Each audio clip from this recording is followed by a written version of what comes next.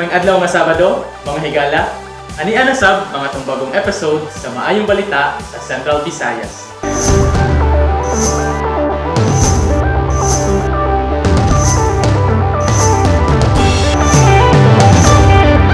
Mga pamilya sa biktima sa Pamplona shooting nakadawat og ayuda gikan ni PBBM ug ubang ahensya sa gobyerno.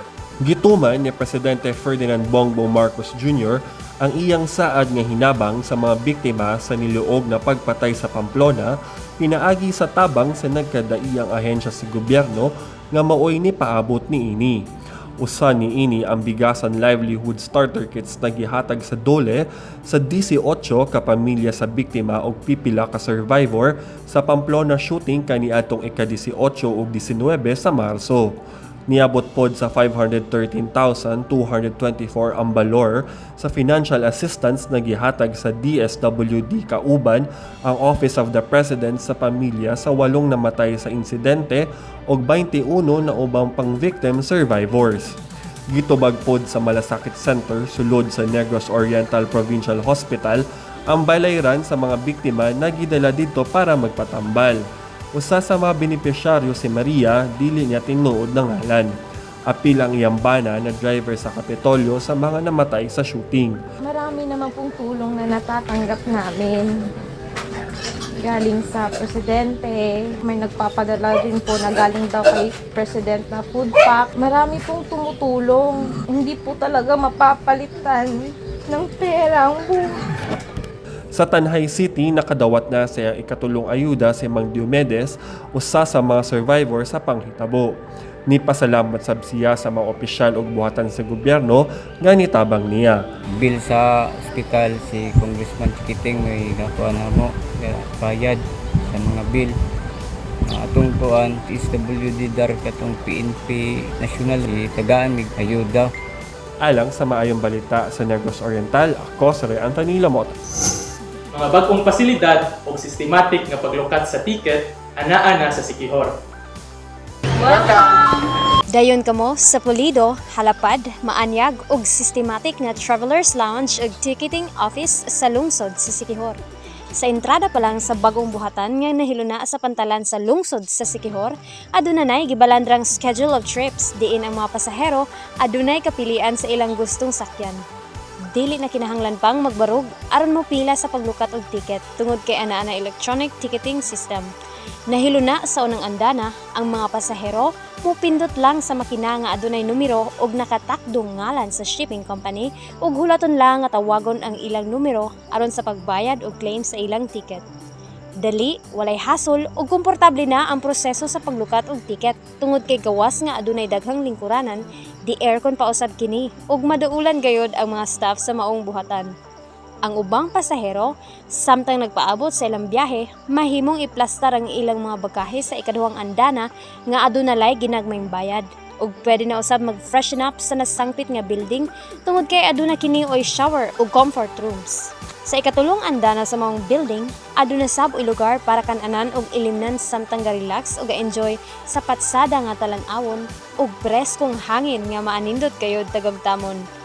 Organisado ug haruhay na gayud ang paglukat og ticket sa lungsod sa Siquijor ug kini dili lang para sa mga lokal ug banyagang turista kundi para sa tanang mobiyahe.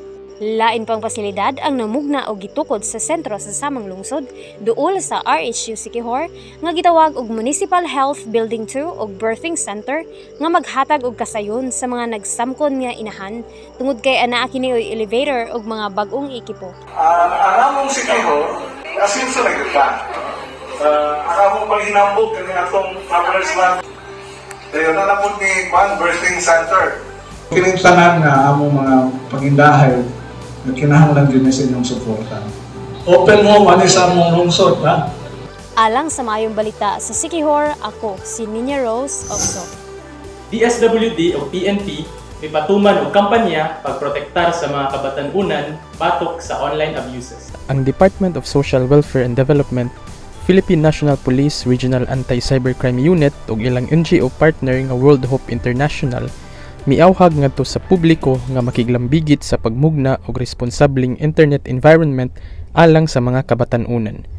Kini kabahin sa ilang gipatuman nga kampanyang Safer Internet Day Campaign for Children Philippines. Ubos niini aduna sila'y gipahigayon nga mga school visits, TV guestings ug mga online safety seminars aron masiguro ang pagpanalipod sa mga bata gikan sa peligro ug mga pang-abuso nga dala sa sayop nga paggamit sa internet. Aduna usab sila'y gihimo nga mga trainings kabahin sa anti-online sexual abuse or exploitation of children ug mihatag usab og mga online safety tips. Matud sa Department of Justice Office of Cybercrime, ang mga kaso sa online nga pang-abuso sa nasud misaka ngadto sa 2.8 milyon niadtong 2021 gikan sa 1.2 milyon niadtong 2020 ug 450,000 sa tuig 2019. Ang maong kampanya gipatuman sa mga nahisgotang ahensya ug organisasyon subay usab sa ilang mandato isip mga miyembro sa Interagency Councils Against Trafficking, Child Pornography, and Violence Against Women and Their Children. Pagbantay batok sa African Swine Fever, ipahugtan pa dito sa Bohol. Sa pagkaigo sa mga silingang lalawigan sa African Swine Fever nga gikahadlukan, sa Bohol masugot nga depensa ang ipatuman aron kapanalibdan ang 6 bilyones nga industriya sa pangbaboyan. Gipasibya sa mga barko ug eroplano nga modunggo ang pagdili sa pagsulod sa preskong karne ug niluto. Kaya ang kagaw nga sa mga baboy sa yun rang mupuo, mabuhi bisag iinit o bisag itarong og luto. Sa mga sakyanan nga gikan sa mga lugar nga natakda na sa sakit, sa mga ligid ang kagaw mahimong mamilit. Ug ang mga tao, sila na'y magpakanit. May ordinansa na nga nagbutang sa silot ngadto sa mga tao nga magpalusot. Mukabat sa 48,000 ka mga bulanong nagbabuyan nga naa lamang sa ilang mga kusinahan. Kung makasulod sa Bohol ang gikahadlukang sakit, sa pista pohon, unsa nalay tapukan kung wa na'y baboy nga masaligan. Mao nga namalit ang Bohol og K9 aron ang pantalan bantayan. Ug kung may karne nga sa bagahe sa pasahero masimutan, ang imulta nga 1,000 anda manadaan.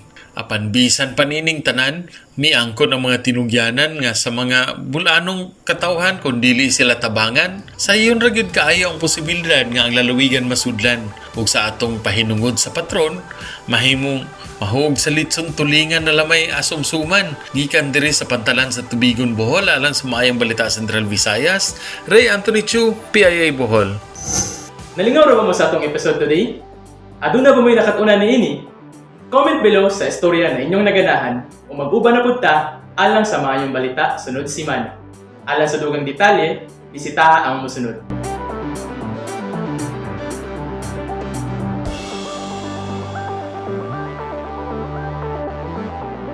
Ako si Rob Cabardo o mag-uban na punta sunod simana.